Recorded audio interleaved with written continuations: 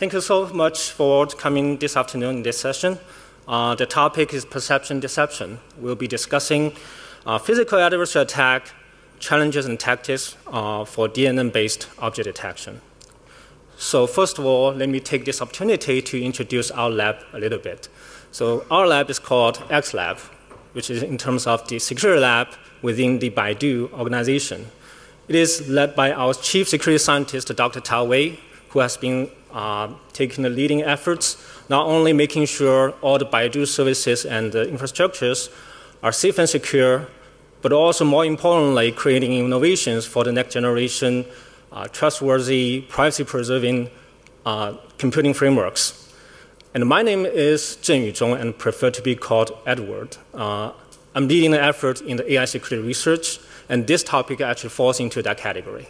And my interests falls into two different directions. First is adversarial machine learning, those kind of things. Basically, we are exploring the safety and security metrics to the robustness of the deep learning models, as well as exploring the defensive mechanisms to the adversarial attack against the deep learning models.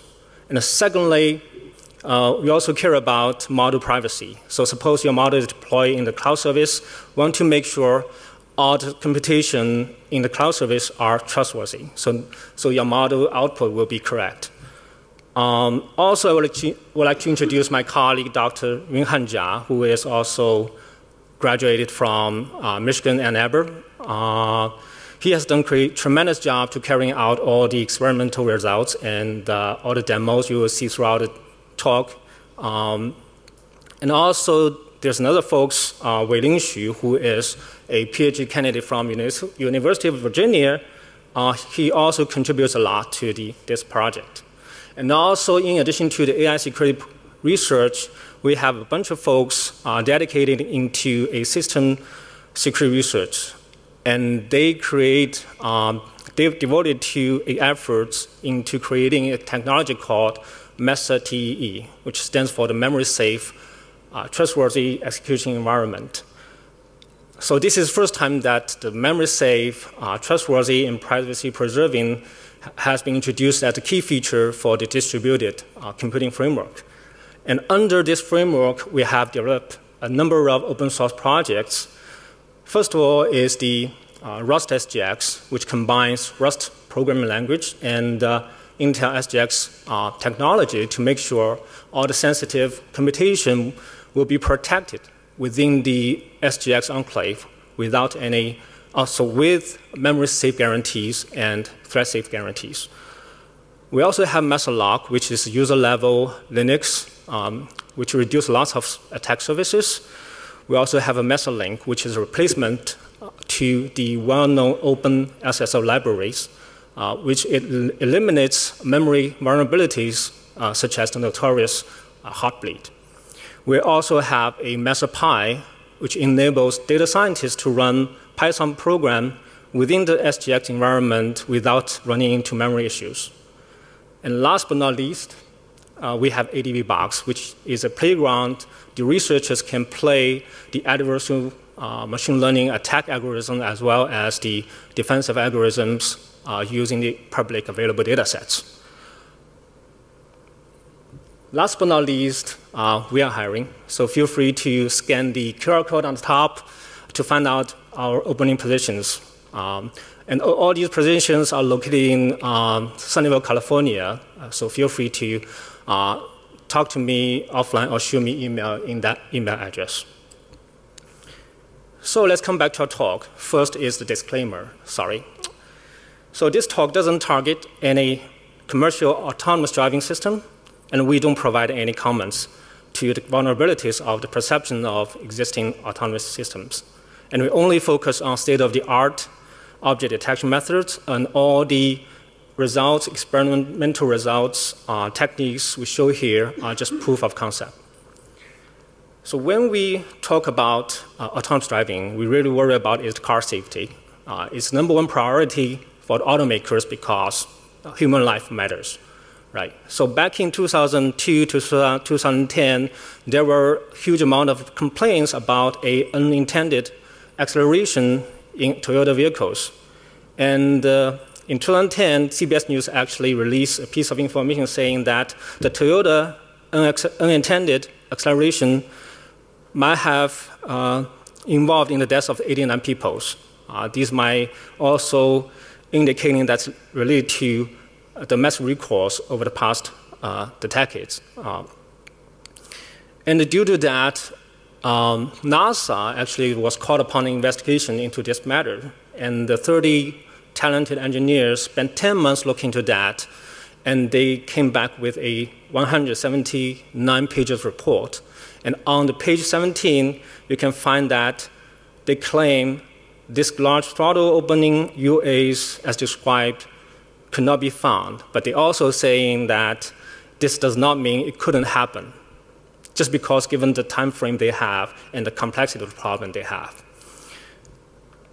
And a couple of years later, in 2013, actually a second group picked up the problems after what NASA folks had left behind.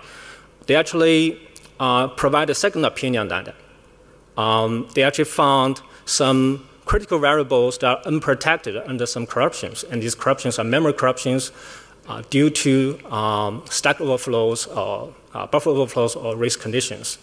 And these bugs cause some tasks to die. And these defects actually are linked to these unintended acceleration problems through the hardware and the software testing.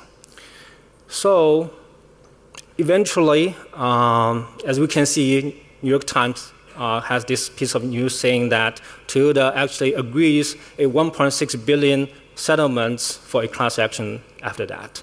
So that really means car safety is really important. It costs lots of human resources looking into this problem. It is very complex, and it costs lots of money. And also, early this year, on March the 19th, a Uber self-driving car actually killed a person who was crossing the street in the state of Arizona during the night. This picture was actually taken after the accident when the NTBS folks were doing an investigation on the vehicle which is involved in the accident. And as a result, Uber stopped its self-driving car operations in the state of Arizona. Another very interesting case here is that in May 2018, in the state of Utah, there was a driver who is rear-ended into a firefighter truck, and he claimed that the car was running on autopilot mode. It is really interesting to us because, as we know, autopilot kind of feature, there has to be equipped sensors like radars and cameras to have 360 degrees of visibility, and it also can help them to detect the nearby objects like cars. And how on earth such a big, shining red firefighter truck cannot be seen by these sensors, and also there's no action has been taken based on that. So far, there's no explanation on that. Probably there won't be any, but in this talk, we're trying to demonstrate what we found in terms of the input, the vulnerability in the sensor inputs. So we talked about the perceptions. So in order to get the car to understand its surroundings, it has to be equipped with various types of sensors, such as LiDAR, radar, or cameras. And they work together to identify different driving scenarios. For example, the camera can detect the 2D objects, they can detect traffic lights, they can identify the traffic signs. And the LiDARs, they can detect 3D objects, and the radars can detect objects even in the severe weathers. And these sensors actually enables perception capability within the autonomous driving systems. And coming back to the cost estimates, radar costs like a couple of several thousands of dollars. A LiDAR could cost $10,000 to $100, even more, depending on what kind of resolution you want to have. However, camera only takes several $100s.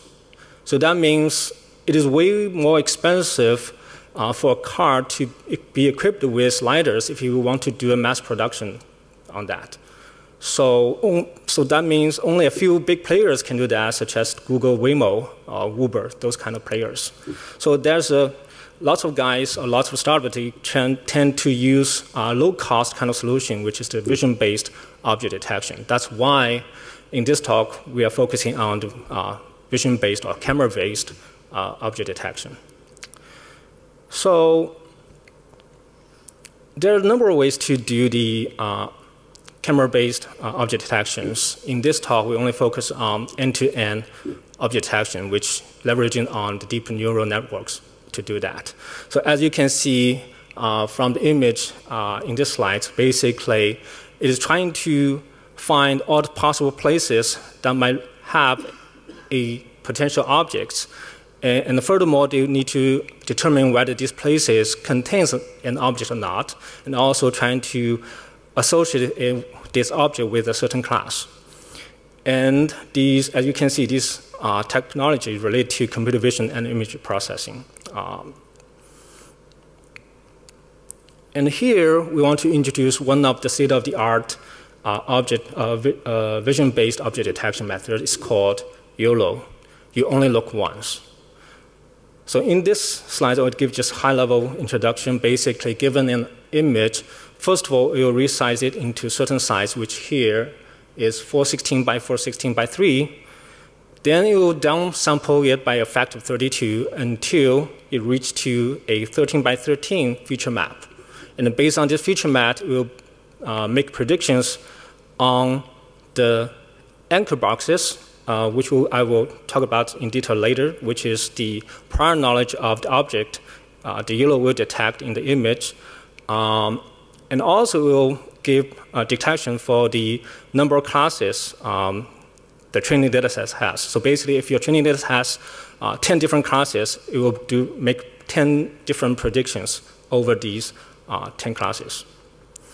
So people might ask, why do you choose YOLO as your target? So good news is the YOLO also actually does a great job to do the comparison not only on the accuracy but also on the performances.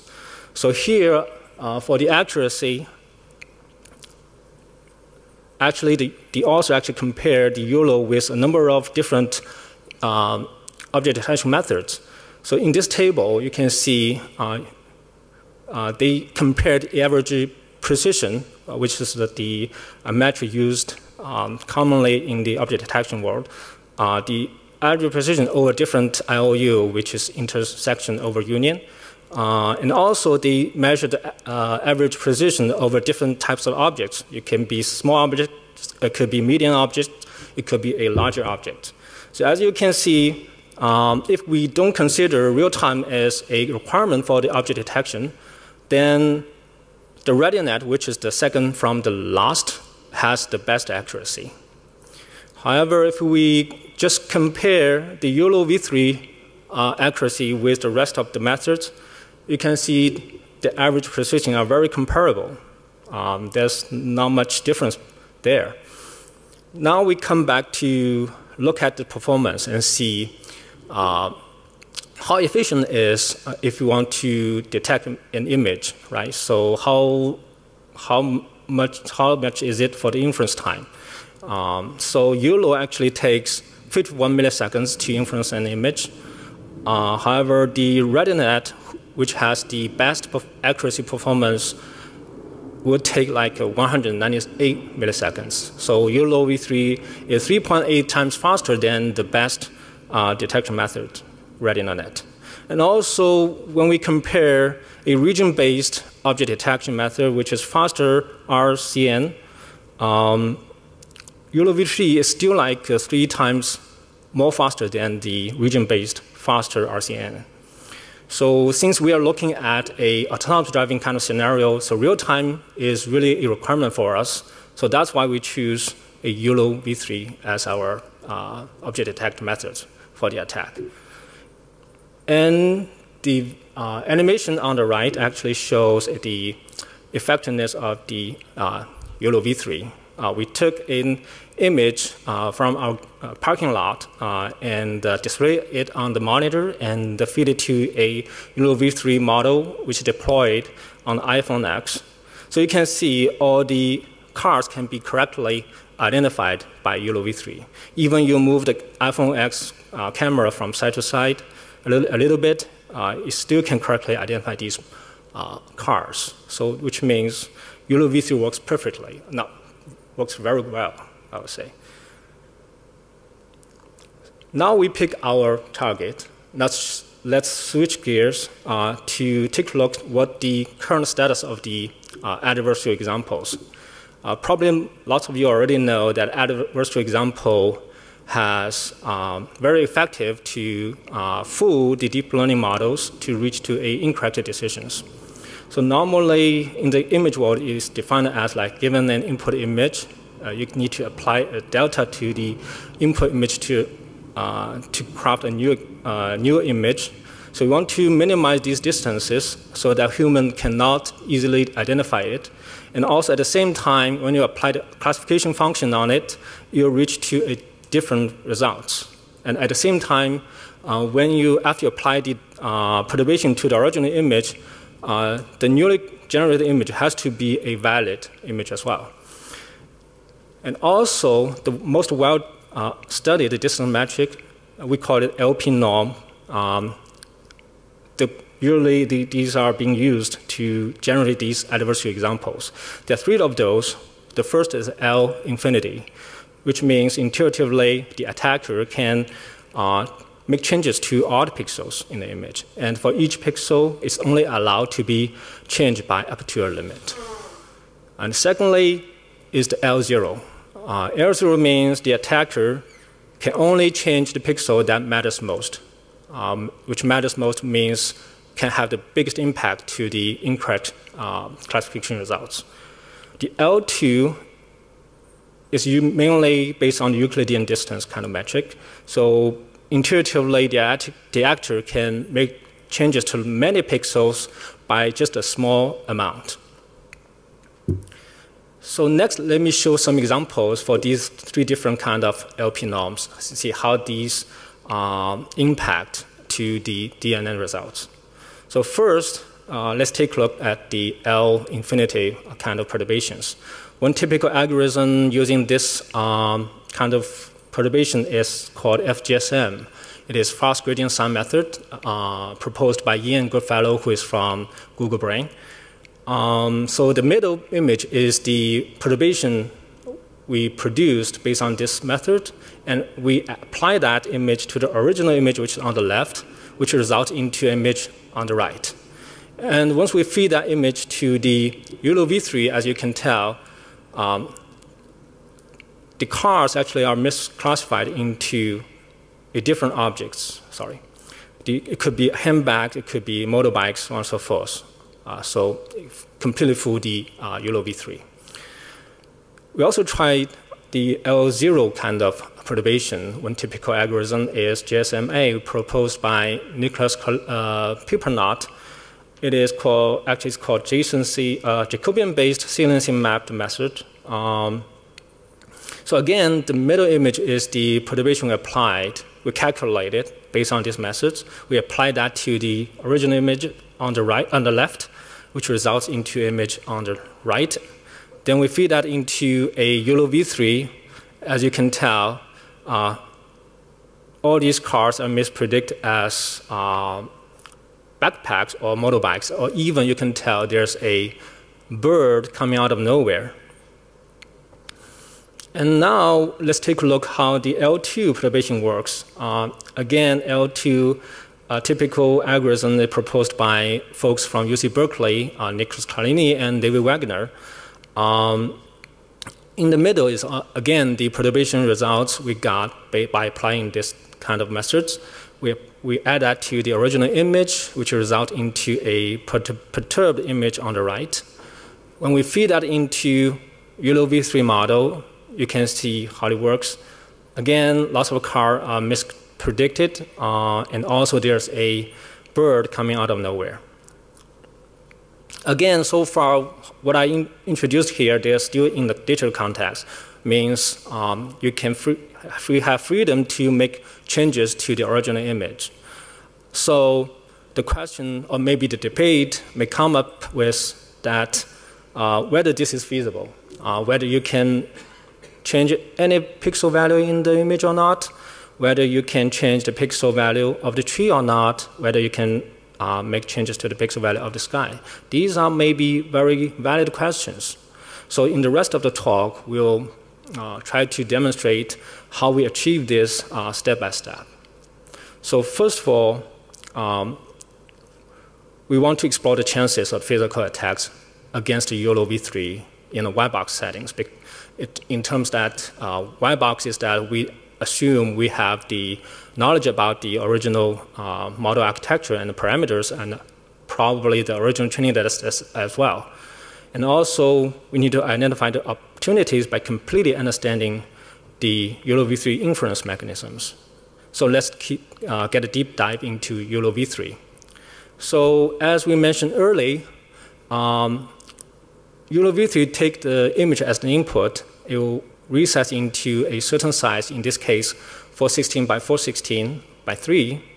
They will pipe this into a series of convolution layer and max pooling layers, which involves like a total 147 layers, and there are also like 6 to 1 million parameters associated with that, until it reaches to a 13 by 13 feature map. When they make the predictions, it will make predictions on 3 different scales. There's one 13 by 13, there's a one 26 by 26, there's another one 52 by 52. And as a result, the YOLOv3 actually will make 10,647 predictions on the bounding boxes. So for the training data sets, in my talk, we are using the MS COCO dataset, which stands for the Common Objects in Context.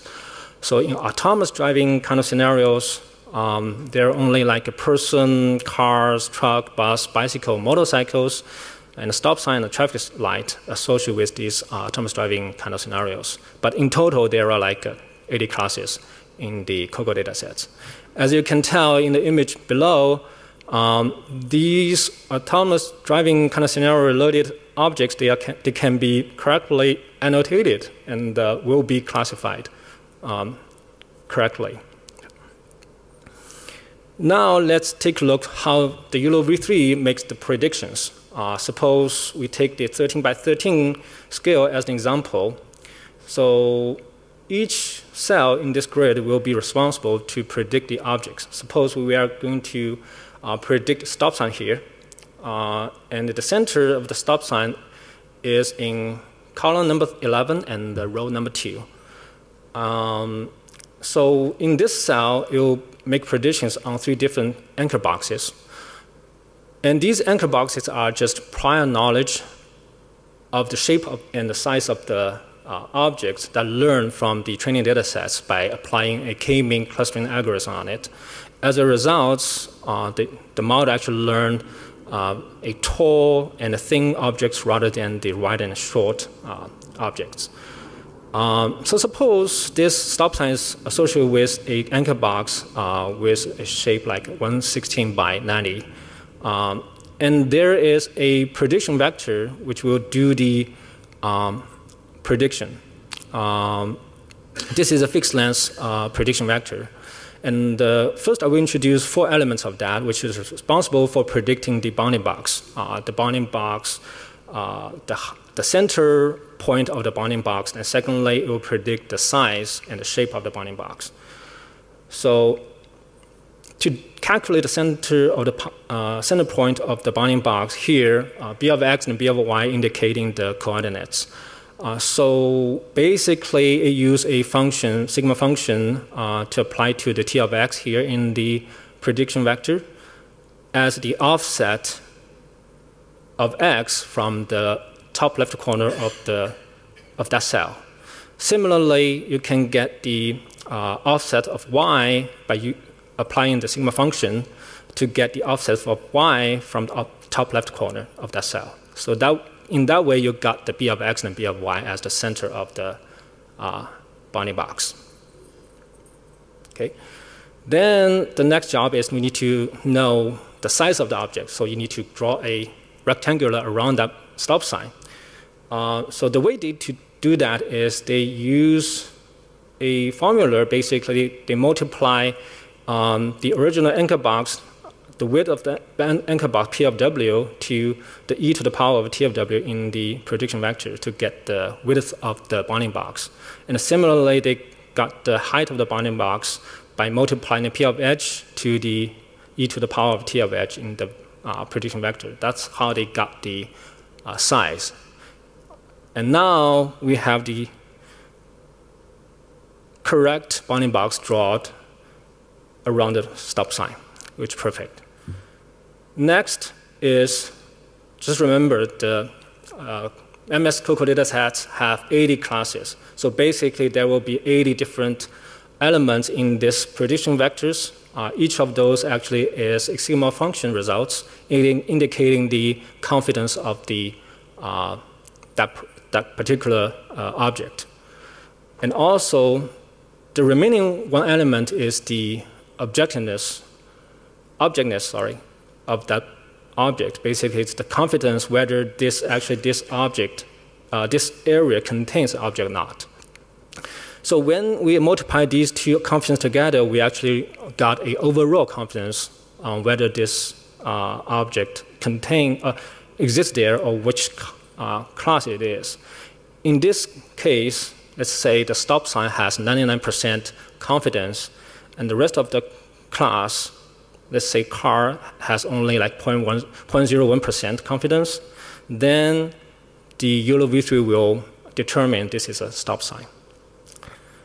Now that we understand how it works, but now we probably have a hunch on how to make the attack by just minimizing two probabilities. One is the objectiveness probability. The other is the targeted class confidence. If we are able to reduce these two probabilities below the threshold, probably we can do the job. We'll explain these step by step in the following slides. So first of all, let me introduce our threat model. We call it physical image patch attack. So suppose we want to fool the detector on a stop sign, and you have your own image patch. Let's say this is a black hat Euro logo. Then you can put it on top of the stop sign, right? And more realistically, if you're driving a car on the road, you can put up the sign on the side of the road and also attach your black hat Euro logo onto it. So to fool the YOLOv3 think that could be a speed limit sign or something else. Another interesting case is that you actually can put your image patch onto the ground and make some fake objects out of nowhere. Last but not least, this is an interesting example we found that lots of yellow cabs actually put up some pad on the back of the car to display some ads. And this could give us lots of opportunity to achieve our physical attack. So here, I will introduce our physical attack approach and objectives.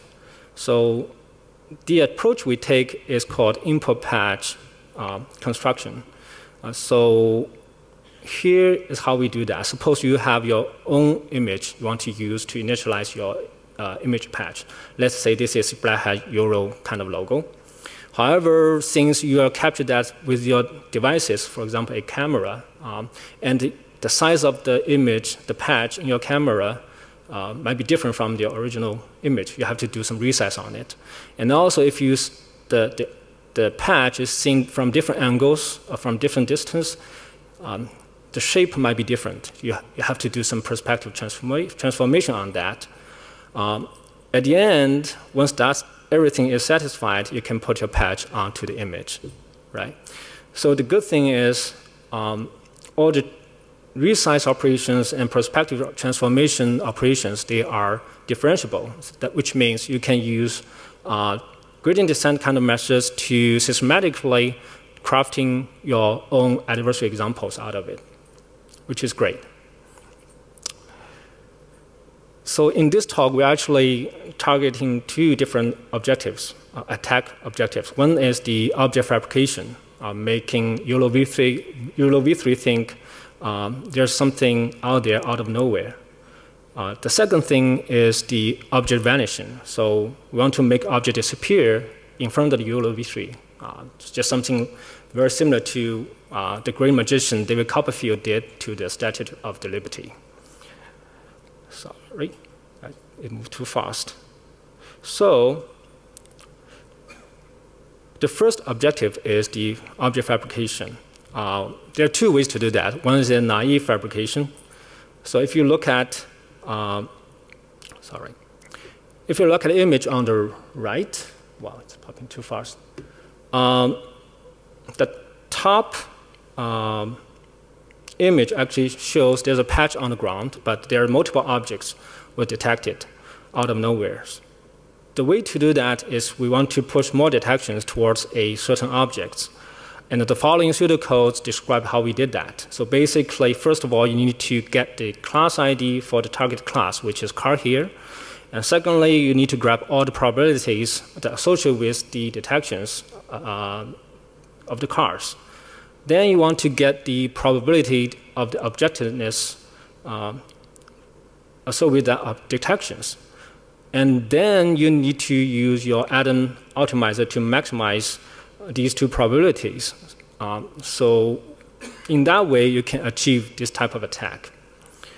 And secondly is the precise fabrication. Basically, we want to bring this to a new level. So basically, we want to produce a fake object at a specific location. That means we only predict one object out of this image patch.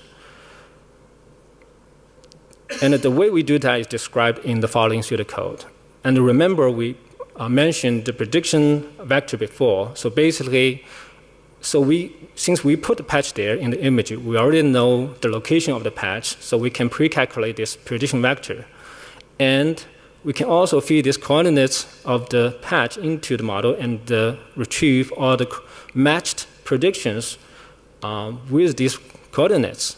And we try to minimize the distance between the predictive objects with the prediction vectors.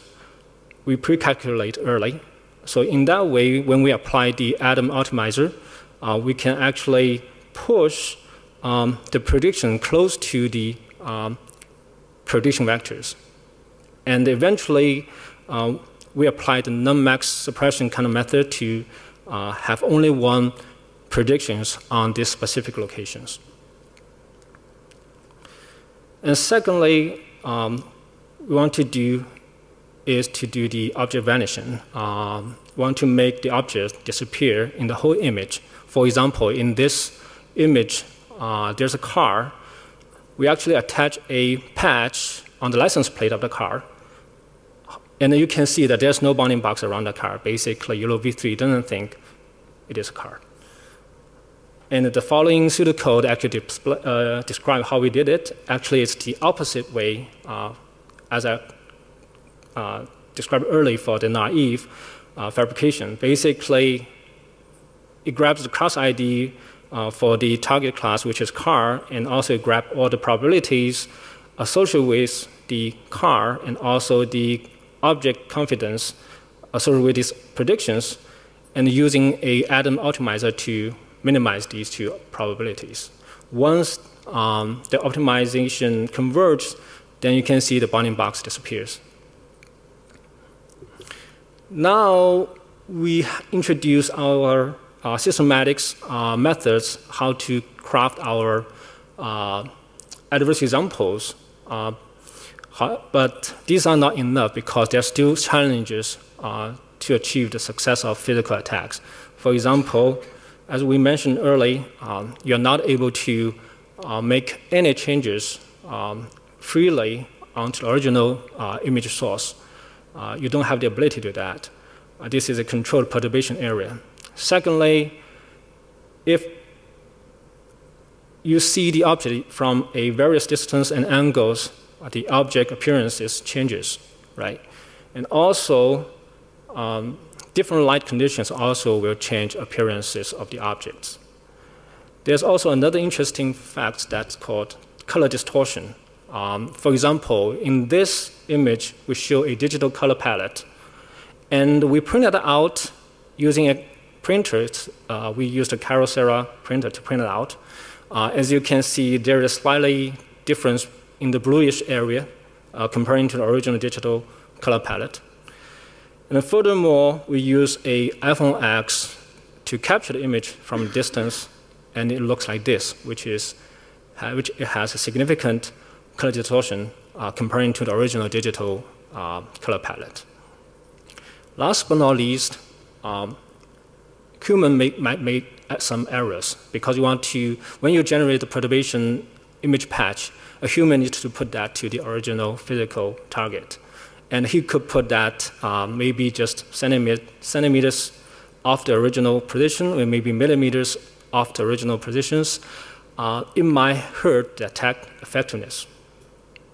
So here are the list of tactics we use to these challenges. So basically, for the controlled perturbation area, we use image patch-based attack. For the color distortion, we apply the color management with the non-printability loss. We'll discuss that in detail in the later slides. For the inaccurate patch, we use random transformation during the optimization iterations. For the various distance and angles, we actually combine the random transformation with the total variation regulation instead of the expectation over transformation, which is proposed by researchers in MIT. Also, for the various light conditions, this is still in a work in progress. Actually, in this talk, we're taking a workaround kind of solution. We just put the car in the garage to get a stable environment. So let's talk some individual tactics in details. For the color management with non-printability loss, actually this is a method proposed by Mahmoud Sharif from CMU. They had a paper published on CCS 2016. They actually defined an NPS score, which is that they actually define a set of printable RGB triplets. The NPS score is the distance between the given pixel to its nearest pixel in that triplet set. And for the perturbated delta, the NPS score for the perturbed area is actually the aggregation for all the NPS score of the pixels in that areas. So as you can see, the lower the NPS score, the higher probability the color can be reproduced. Also in this slide, we show some results when we applied NPS or how the effects look like. So on the left, this is a patch or perturbation we got without applying the NPS. And the middle one is actually we print that image out and capture that with iPhone. As you can see, when we compare these two, there's significant color distortion there. The white is no longer white, and the pink area kind of turning into a brownish area. In order to solve that, we actually use the NPS kind of solution, which results into an image on the right, which is more smooth, and it can be reproduced by different various of devices, such as printers and iPhones. The second thing is how to deal with the incorrect patch. So basically, we use random transformation during optimization iterations to solve that. So suppose you want to apply a patch to the stop sign. However, you might be a little bit off there. It's not perfectly positioned. So the way we do that, we took steps of number of iterations. Within each iterations, we actually we know the location of the patch. And that means we know the coordinates of 4 vertices of this patch in the image. So we can randomly stretch these 4 vertices a little bit. Then we do the optimizing through iterations. Then in the next round of iterations, we stretch out these 4 vertices a little bit again to make into another shape. we run through the iterations again. So on and so forth until we reach to a robust perturbation kind of adversary examples that can fit for this kind of human errors. To deal with the various distance and the angles, those type of challenges, we actually combines technology we mentioned earlier, which is random transformation and total variance regulations. This is actually a different approach from the expectation over transformation, which requires they will draw a transformation from a distribution. However, we didn't do that. We just simulate that by creating a transformation using the RT plus TV. The rightmost animation actually shows the effects, so that the stop sign is seen from different distance and probably different angles. And you can see most of the time there's no bounding box around this stop sign. That means YOLOv3 doesn't think this is a stop sign. And also, when you take a closer look at the patch we apply on the top of the stop sign, this is also look like a stop, right? So, which means we initialize this patch with a stop sign as well. Actually, the way to achieve this kind of effects is by doing this through a series of transformations. We pick 3 of those occasions to just illustrate the ideas. We show that in the left side. The leftmost one is actually the case that when the stop sign is seen in the relatively far distance. And the second one is when the stop sign moving closer. And the third one is that the stop sign more close to the camera. And also we zoom in the image patch on the top left corner, so to show the difference. So as you can see that in each different occasions, the size of the patch is different, and also the probably the location of the patch is also different. So we actually generate the random transformation to for each occasions. When it's far away, when the stop sign is far away, you can see the perturbed patch area. Actually, you have to do more to this area in order to achieve your success. In a way, saying that you will not be able to recognize this is originally initialized as a stop sign. But as you move the stop sign closer, you can see the patch that you only need to modify a little bit, so you still can recognize the patch was initialized as a stop sign. So after this series of transformations and optimizations, we actually result into a very robust adversary examples that can achieve this type of attack when the object is seen from a various distance and angles. Now we have discussed individual tactics. It's time to put everything together. We call it an iterative optimization. So basically, NPS, random transformation, total variation, they are just part of the loss function in the optimization kind of stage, along with the attack objective we described earlier. So each iteration will run this optimization using Atom Optimizer. We run it iteration after iterations until the attack effectiveness has been reached. And you can see the effectiveness we can see from the right animations. You can see the stop sign there starting with a confidence 1.0. And we also zoom in the perturbation on top of it and put it on the upper left corner. And you can see the confidence gradually decrease. At the same time, the patch changes over different iterations. So when the stop sign decrease below 0.3, that's where the point the YOLOv3 won't think there's object there. So there won't be any bounding box there. So hopefully you guys got some ideas about it. Now let's come to our demo. In this demo, I will show basically there are 2 demos here. The goal first is to make the car disappear in front of the YOLOv3. the setup is like this. So basically, we put the camera at a fixed distance and a fixed angle to the cars. And also, we put up a monitor on the back of the car and display some image in the full screen. As you can see here, initially, we displayed the Black Hat YOLO logo in the full screen mode on the monitor. And you can see the YOLOv3 can perfectly detect that as a vehicle. When we run the demo, and after a while, we switch that image to a perturbed Black Hat YOLO logo. As you can see, the bounding box disappears. And later, we switch back to a cat.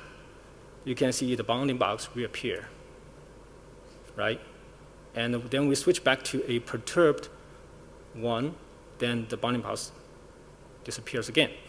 So in that case, we claim that we successfully achieved the physical attack.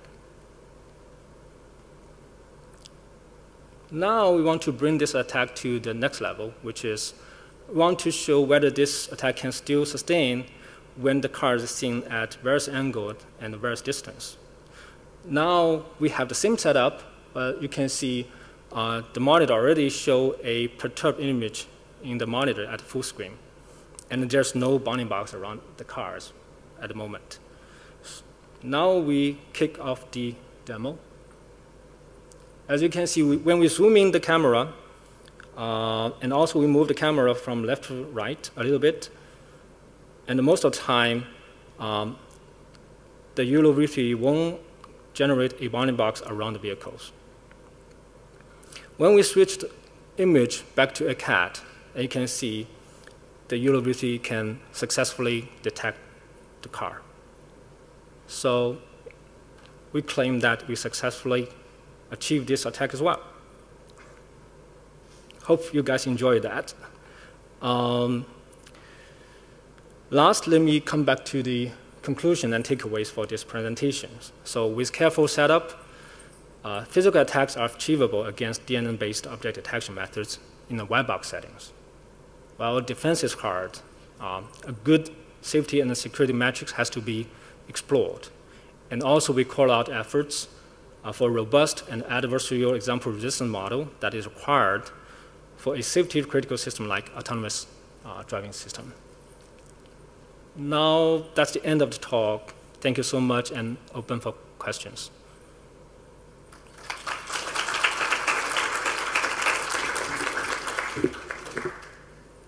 Okay.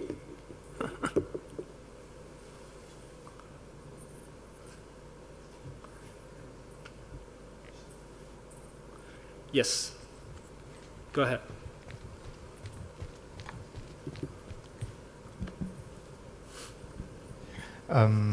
Maybe a mathematical question. So why don't you consider the L1 norm? L1 norm. Okay, that's a very good question. So right now, these are mainly, this is 3 different kinds of LP norms described by a paper from SMP conferences by Nicholas Carlini and David Wagner. They have discussed a lot about these L infinity, L to L0. So that's why we do that. We can do the L1 too, but that will make a lot of difference. Yeah. And maybe a second question. Sure. What happens if you would blur the image a bit? Because at the moment it exploits numerical instabilities inside the neural net. Mm-hmm. And if you, for example, merge every 2 pixels mm-hmm. or every 4 pixels together mm-hmm. and make sure that the predictions are the same, so a car and car, probably then this attack wouldn't work anymore. Would it be an option? Would you please rephrase your question? Yes, of course. So because at the moment, so this special image or the patch that you do yes. to attack the neural net mm-hmm. Has a very special shape and a very special texture mm-hmm. and very special pixels in it. Yeah. And what happens if you would not only analyze the original image mm-hmm. with the full resolution, but also an image that has only half the resolution? Oh yeah. And would the attack still work with the same patch? Actually, that's a very good question. So basically, that's a resolution kind of thing, right? So the patch you have might not have the same resolution as the your target image. So the way to do that, you can use the resize kind of functionality. In the resize functionality, you actually have a number of options. You can do it in a bilinear way, you can do it in a cubic, whatever, those kind of way. But these are something you can leverage on to make the patch more smooth. So in that way, the attack still works. So based on our experiments, the attack still works. You don't have to have the same kind of resolution to your attack image. Hope that answers your question. Sort of. Sorry to waste everybody's time, but no. So what would happen if you would not, in this image recognition system, you would not only analyze one image, but also analyze warped versions of the same image and lower resolution images, and then only do the conclusion of an object if they are always the same, the predictions in the same area. You mean the same predictions, same incorrect predictions, or the predictions would have to coincide.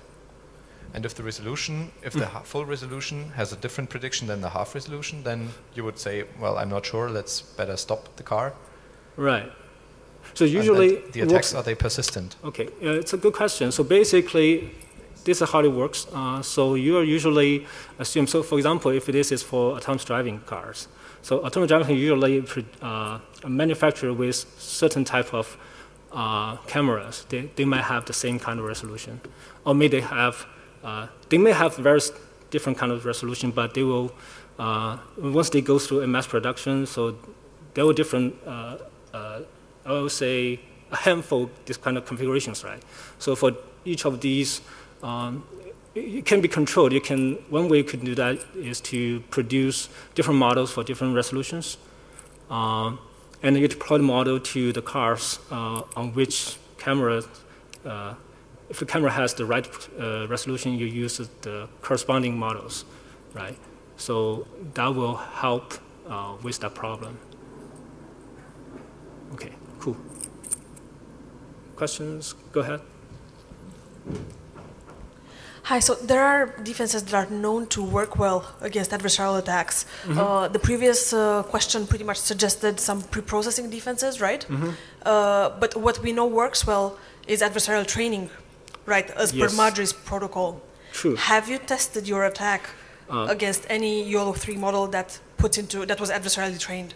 So that's very good questions. Adversarial training is one of the defense mechanisms. However, I mean, there's always corner cases, right? Even it depends on how many adversarial training examples you have, right? You might only cover certain kind of corner cases, but we are always able to find adversarial examples, even it is adversarial training. So basically, the point is that the existing defense mechanism, they have their own drawbacks. And Nicholas Carlini and David Wagner, they actually have a paper in ICML, International Conference in Machine Learning, in 2018. They're actually saying that all the existing defensive mechanisms are not working. Yeah. So have you actually tested against adversarial training with YOLOv3? Of course, the adversarial training will be helpful to improve the robustness of the model. That definitely. I'm not saying that adversarial training doesn't work. It's just saying that it can improve, but it cannot be like 100% like a safe guarantee, because we are running an autonomous driving system there. We cannot tolerate a single kind of life loss. Those kind, right? I'm so sorry, we're out of time, but okay. Perhaps you'd mind taking some questions in person at the end? But without the microphone. Okay, yes, we can take that offline. Thank you so much. Thank you very much.